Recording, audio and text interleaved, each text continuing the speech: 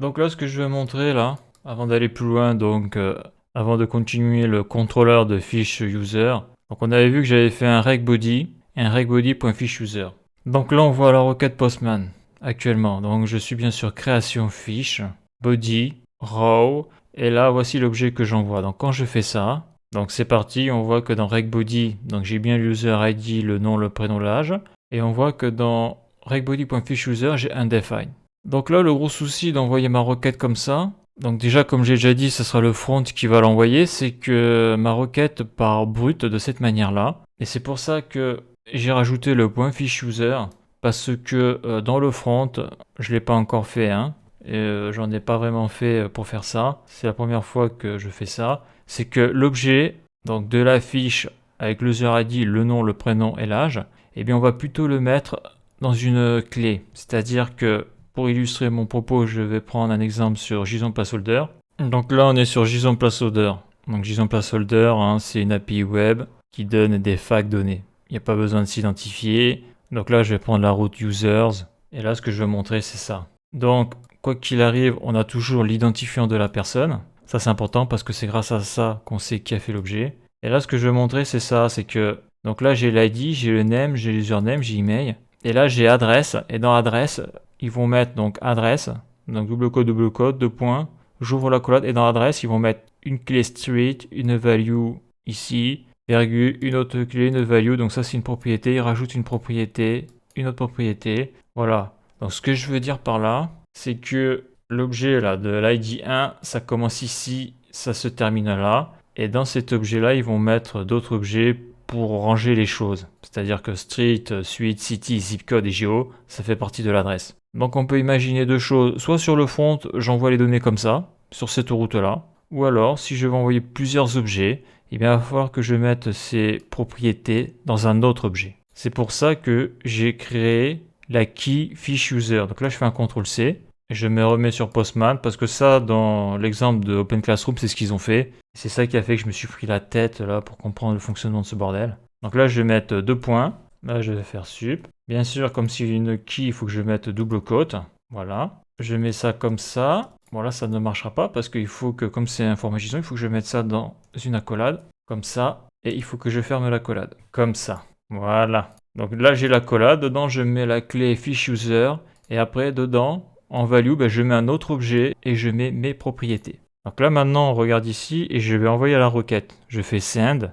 Et donc là, on voit clairement dans regbody ce qu'il y a dans le regbody. On voit que dans le regbody, eh bien, il y a tout ça. Tout ce qu'a envoyé Postman par le biais du body et du row. Par contre, ce que l'on voit aussi maintenant, dans le regbody.ficheuser, donc j'ai l'user ID, le nom, le prénom, l'âge. Donc après, est-ce que c'est indispensable de faire ça? Je sais pas, j'ai pas assez d'expérience.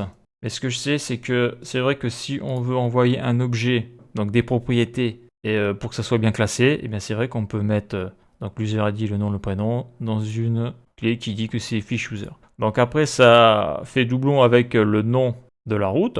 Mais bon, il faut le savoir. Donc soit on le fait avec la key fiche user, après on met toutes les propriétés dedans, ou alors on le fait sans. Après c'est au choix, après c'est l'expérience. Là pour le moment je découvre, je débute. Donc c'est pour ça que j'ai mis ça.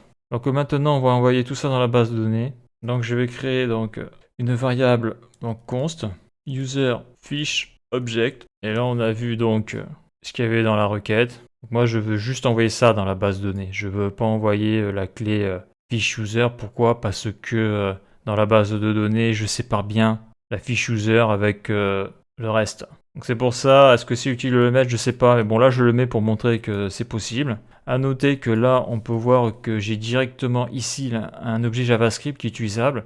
Mais si ici j'avais une chaîne de caractères pour X raisons, donc une chaîne de caractères, c'est-à-dire un format JSON avec les doubles quotes. Donc là je les ai plus les doubles quotes, là j'ai un objet JavaScript. Mais ici là, c'est pas un objet JavaScript ici que j'ai, c'est une chaîne de caractères au format JSON. Donc si jamais, je vais le marquer là parce que pour moi aussi, si j'oublie, ça me fera un aide-mémoire. Donc ici, j'ai pas besoin d'utiliser un JSON.parse. Donc le JSON.parse, il va transformer une chaîne de caractères qui est au format JSON en objet JavaScript pour rec.body fiche user. Donc ça, c'est hyper important ça de savoir ce qu'on a dans la requête, hein, parce que sinon on risque d'avoir des gros soucis. Donc après, pourquoi j'ai directement un objet JavaScript? Parce que aussi j'utilise body parser, donc c'est son boulot. Mais je préfère le marquer parce qu'on va voir après que si on veut envoyer une image avec la requête, c'est pas la même histoire. Donc là, je vais faire un console log de user fish object pour savoir ce qu'il y a dedans. Très important quand on débute. Après, quand on le sait, il n'y a pas besoin, hein. Voilà, et après je vais marquer donc contenu user fish object. Et là, je suis dans le controllers fish users. Là, je fais CTRL S.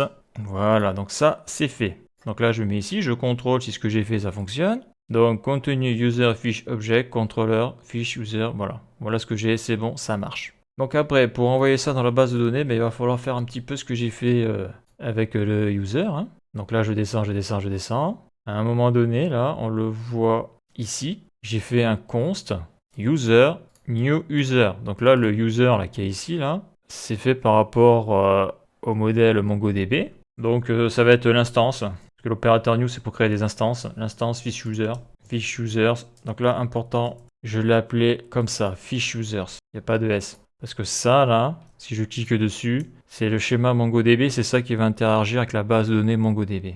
Donc je me remets ici. Donc là, il faut que je fasse une variable, fish user. Donc c'est plutôt ça qui va être écrit dans la base de données. J'avais dit que c'était ça, là. C'était ce nom-là. Bah oui, ça va être ce nom-là. Sauf qu'il n'y aura pas de majuscule, mais on va faire un test, on va voir. Donc là, j'ai mis une majuscule, fish. Donc ça, c'est pas bon, fish user, donc c'est comme ça. Après, je fais égal new, l'opérateur new, et je fais fish user. Donc on voit la couleur, c'est pas la même, c'est vert. Ça, c'est quand on a des classes.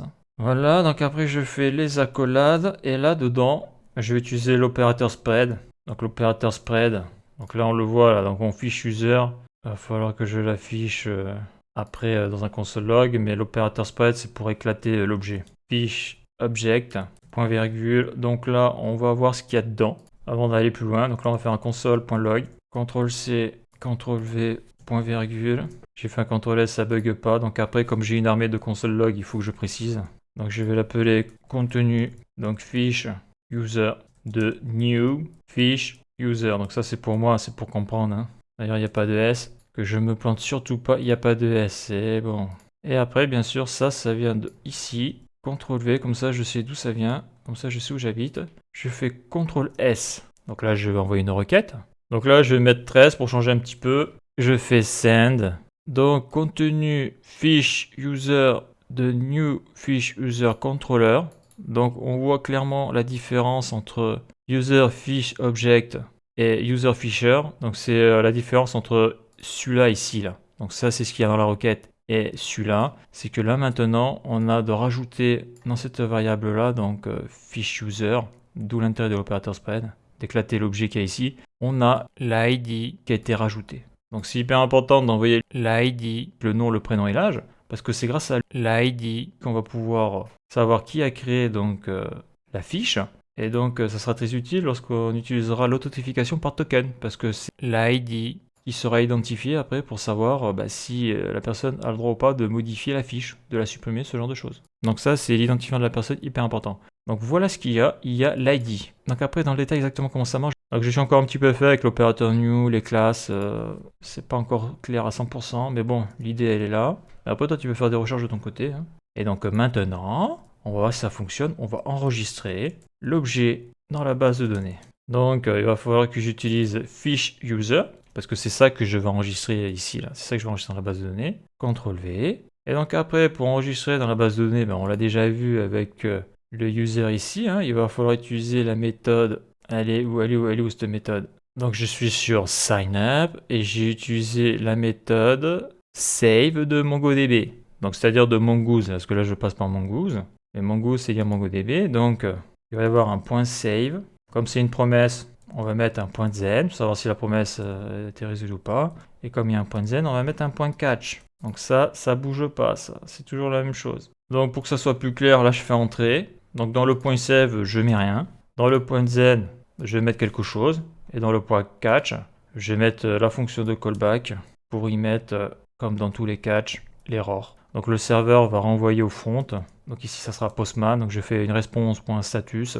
Donc 400, il y a une erreur. Point JSON. Et après j'affiche l'erreur. Comme ça, error. Donc ça affichera l'erreur. Voilà, donc après statut 400, je pense que c'est le bon statut pour ce genre de problème là. Si je fais un CTRL S, il n'y a toujours pas d'erreur. Donc après le point zen, donc c'est là où je vais voir ce que j'ai bien enregistré dans la base de données. Donc là, fonction de callback. Donc la fonction fléchée, hop. Et là, qu'est-ce que je veux retourner? Donc je veux retourner donc, dans le res.status. Donc je vais mettre un code 201. Donc le code 201, c'est quand tu as créé quelque chose, que c'est bien passé. Point JSON. Et après, dedans, je vais mettre un objet. Donc message. Donc ça, c'est pour Postman. Hein. Puis ça ira aussi sur le front si on veut. Objet enregistré dans la base de données. Je mets une virgule et je vais afficher le reg.body. Donc la request, le body de la request. Je peux afficher ça. Après, j'essaierai de mettre le response, le reste. Bon, attends, on va faire des tests. Donc là, bonne nouvelle, ça n'a pas planté. Donc là, je suis sur MongoDB.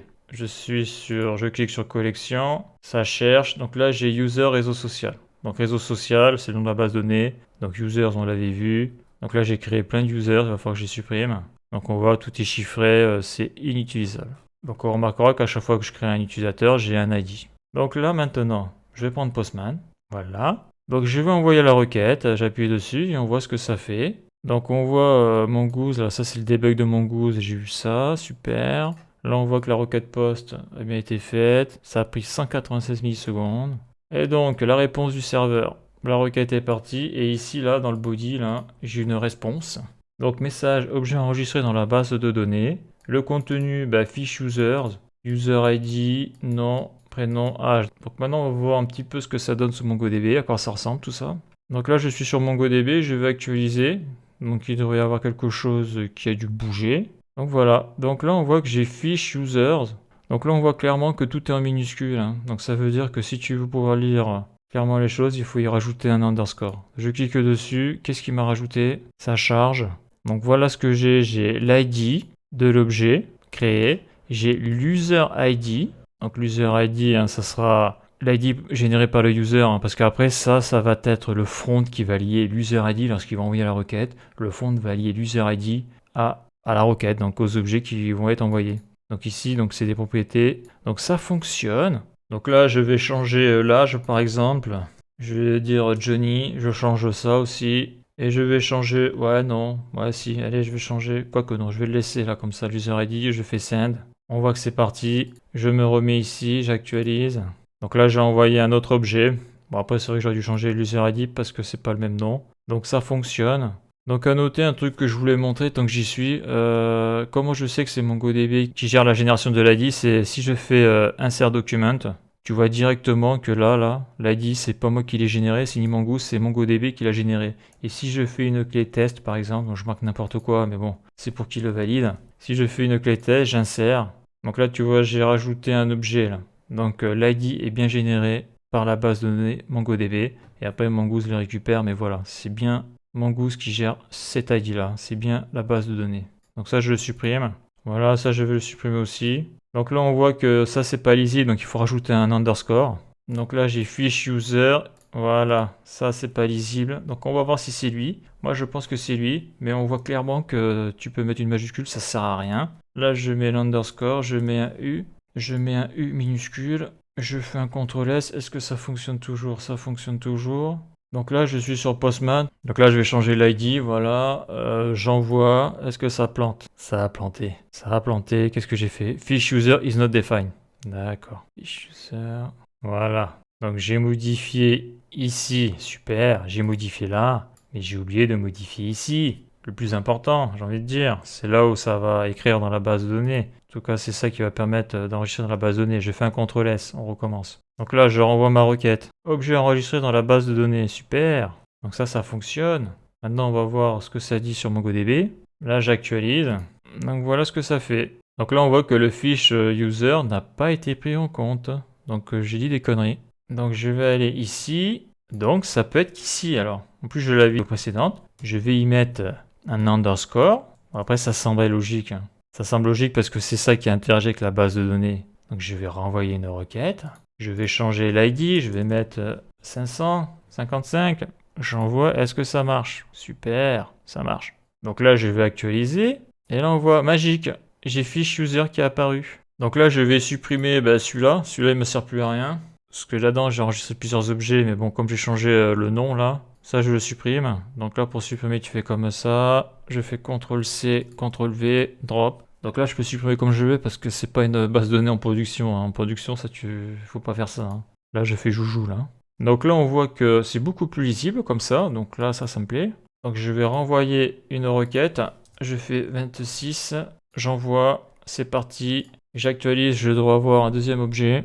Donc super, on voit le deuxième. Tout est bon. Tout est bon là-dessus. Ça, c'est nickel. Donc c'est bien ici que tu désignes vraiment le nom qui s'inscrit dans la base de données. En tout cas au niveau de la partie database. Donc, voilà, et après là, donc qu'est-ce que j'avais fait là? J'avais changé le nom ici, ouais, donc là, le nom là, je vais le laisser CTRL Z. Je vais le laisser comme ça là. Donc là, c'est dangereux ce que je fais. Là, j'ai fait CTRL Maj Z. Je fais un CTRL S. Est-ce que ça marche? Ça a l'air de marcher. Donc avant d'aller plus loin, je vais contrôler si j'ai pas fait des conneries. Là, je vais marquer 30. Je send. L'objet a été enregistré. Je recontrôle car ça mange pas de pain. J'actualise. Donc là, j'ai actualisé. Voilà, super. Donc ça c'est bon, ça c'est bon, ça c'est bon. Ça ici, là, ça c'est bon. Donc là, si je reviens sur ma route, ici, donc là, il va falloir que je fasse la route get. Voilà. Et là, malheureusement, je me rends compte que j'ai fait une petite erreur. J'aurais jamais dû mettre création fiche parce qu'on va le voir après. Parce que là, après, je vais avoir la route. Donc get, put et delete. Bon, on verra ça dans la prochaine vidéo. Dans le prochain épisode.